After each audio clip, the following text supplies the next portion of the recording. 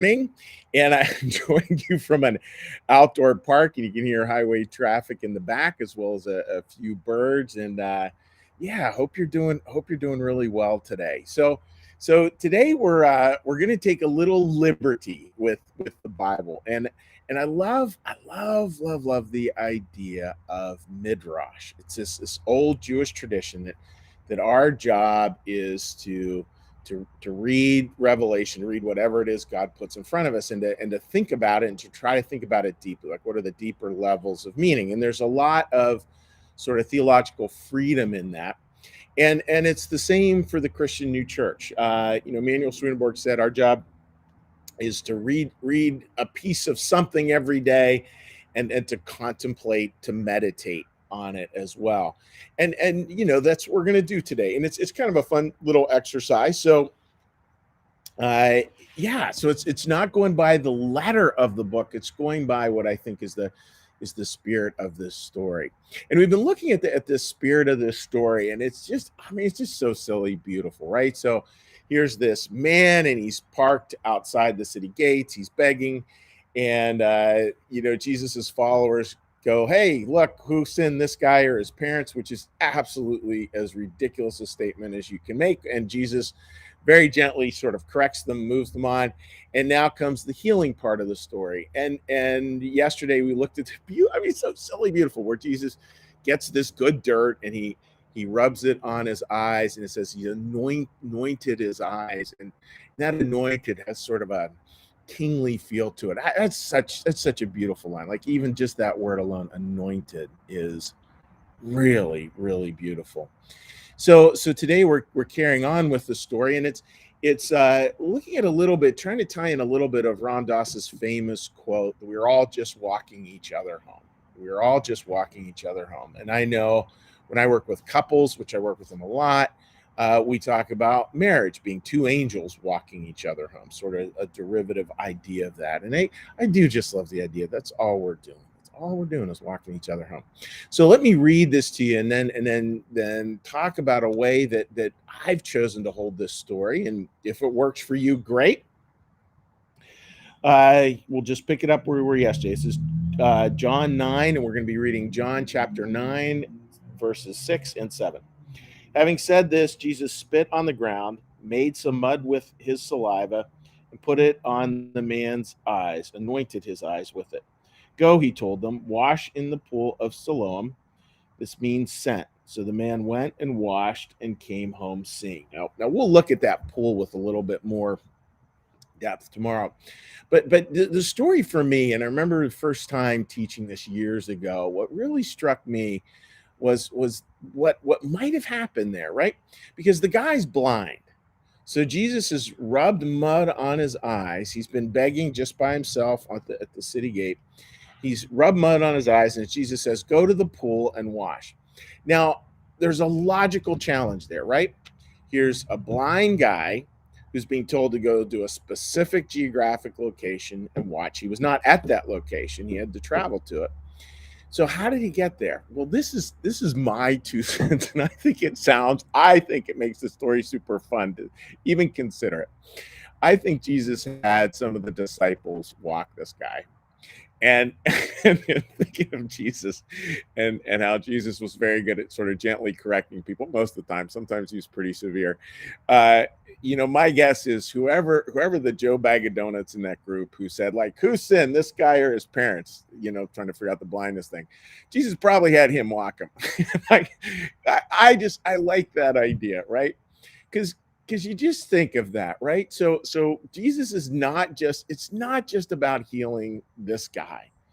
It's about teaching his disciples something far deeper, and to know that unless they learn this lesson, they're not going to be able to heal other people. They're not going to be able to be a healing presence in the world if they're constantly thinking that everybody's handicap comes out of sin. They've got to learn to see it differently. And maybe that's what happened here.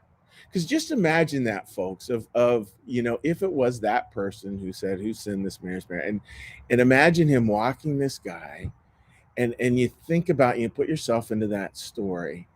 Imagine this man slowly getting more excited, like, hey, I'm going to be able to see? And no doubt he's asking who's ever leading about Jesus. So Jesus has healed other people. Like this can really work. And then the conversation going both ways, and that person who's walking this guy realizing this is a person. This is a person.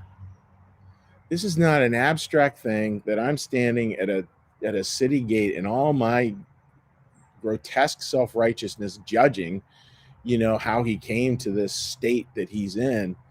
This is a person. And I'm walking with this person.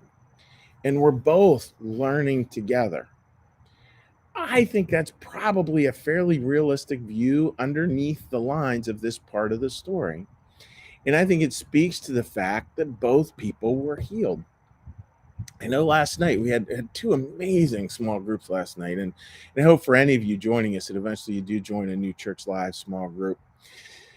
It was really remarkable, and just to hear people talk, and there was some some really some heartbreaking stuff that was shared, and as well as some joyous stuff, and it's just all this beautiful connection back and forth, this beautiful sort of healing that takes place just simply by sharing our stories. By last night, we took an hour and we walked with each other. I love that. We just walked with each other, and we got to hear each other, and there was great beauty in that. So, friends, just that's my thought for today. Just think, who is it you want to walk with today, and what does that walking look like? I think sometimes it looks like a text message or a phone call or maybe even literally a walk with them, and just holding on to Ram Dass's beautiful, beautiful quote that we are all just walking each other home, and I believe we are. There's an incredible optimism and hope in that statement, and we live in a time that needs more and more of that. So that's my thought, friends. And what we're going to do now is we're going to do a meditation because I'm outdoors. I do not have a bell, and just so you know, that's a big road right behind me. So you're going to hear some traffic here as we do our little meditative moment. But maybe you find the sound of traffic very zen-like. I don't know. So anyhow, let's meditate together a little bit. So let's all get a big breath.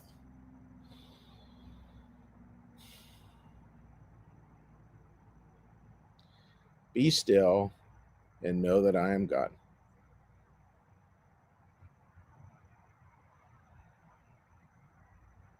Be still and know that I am.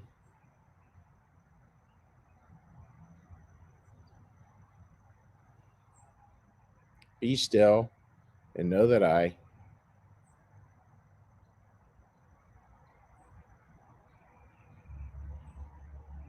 Be still and know that.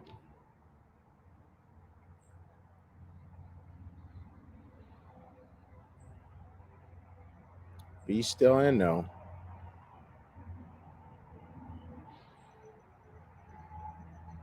Be still and.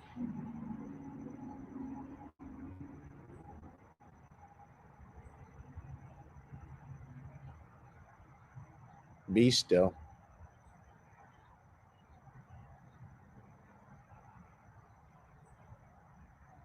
Be.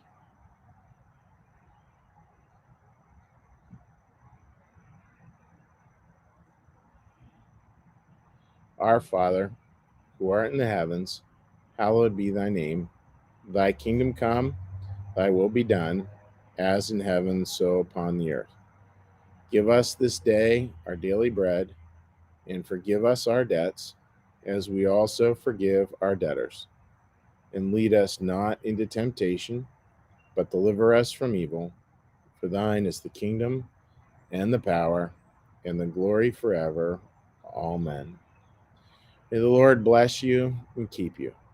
May the Lord make his face to shine upon you and be gracious unto you. May the Lord lift up his countenance upon you, bring you peace, bring you home. Amen. All right, friends, I'm going to try something super tricky here. I don't know whether I'll be able to do it or not, but what I did learn to do is I did learn to use what is known as a hotspot. I don't know quite how you define it, but it's allowing me to stream from out here in the middle of a field. And so I'm going to see if I can get down to the comments here and see how people are doing. Oh, we got a ton of comments. Oh my goodness. So let's start saying hello to people. Liz writes, prayers for our sister Evelise Milchek Gonzalez on a recent passing. Absolutely, Liz. Lots of prayers go out to all involved with that. Paige, good morning to you and great to chat yesterday. Teresa, you would love that take on it because you're somebody who is just a ton of fun to walk through life with. So there you go. Patty, good morning to you, my friend. Great to see you. Thank you for joining us from down there in Maryland. Yes, figuring out the meditating and driving. Betty, if you get pulled over, you cannot blame it on your pastor, just so you know. Exciting weekend coming up with a duo baptism by a good friend. Check. Yeah, Betty's daughter in her daughter-in-law and her daughter-in-law's baby boy, Betty's grandson, are getting baptized this weekend. So super excited for that. Sherry, so grateful for hearing these stories of hope. Yeah, they really are. I mean, it's pretty remarkable. And you have to remember, Jesus was writing in a time that would make this look like nothing, right? He was, I mean, he's writing in an incredibly dark time. Incredible. Susan writes, good morning from foggy Ohio. Well, that Ohio fog has come out here to southeastern Pennsylvania as well. Maryland's foggy as well. Great to see you joining us, buddy. Great to see you with us as well. Sherry writes, be well, thank you. And I'm sure I missed some comments in there, but I will get back on and say hi to the rest of you folks later on. So folks, really, God bless. Just have a great day. A little walking each other home, however that looks for you today. Wishing you that and more, and prayers go out for those who are obviously on the group who are facing loss of loved ones. And with all of that, just please remember you can reach out to me anytime. We actually have a new way to do that. You can get onto our homepage, www.newchurchlive.tv, and just directly book an appointment right off of there. It'll generate a Zoom link, and then we can go ahead and chat. So, folks, wishing you all the best. God bless. Have a great day. Bye-bye.